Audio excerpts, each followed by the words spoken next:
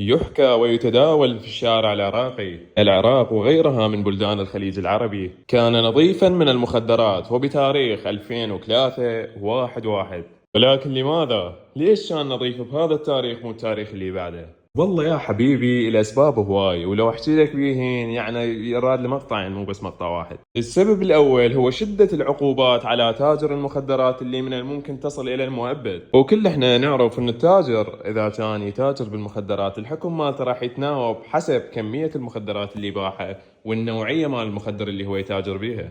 حنيال امك بيك تخيل تكون تاجر مال مخدرات وعايش بالديوانيه وملحد، يعني ما باقي بس ترجع روحك بالنعال وتموت. قد يجي سؤال على بالك او ما يجي سؤال، والله ما اعرف انا بيك، بس راح تتساءل الا وتتساءل تقول هل هاي المخدرات محليه ام لا؟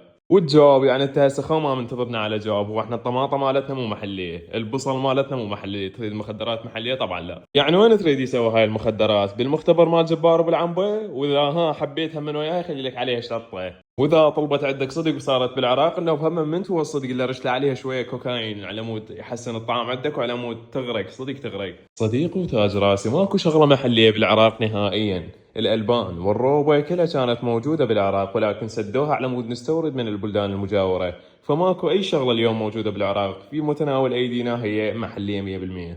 شلون هذا المصطلح مال في متناول ايدينا؟ هاي صار لي سنين احضر به. في متناول ايدينا. لا كافي، تعبت كلش تعبت. عمو حبيبي المخدرات بها نوعين، المخدر الموضعي والمخدر العام. المخدر الموضعي اللي من امثال البنزوكاين مثلا، هذا ينطيك اياه بالاسنان. ليش؟ لان ما راح يخلي لك داخل جسمك وانما بالخارج، على مود يقلل لك الالم اذا حب يقلع لك رحه او سن او الى اخره. اما المخدر العام هذا ما يستعمله طبيب الاسنان، وانما يستعمله ابو الجراحه. ايش وقت يستعمله؟ اذا حب يستأصل لك المعده، او اذا حب يشيل لك المصران الاعور.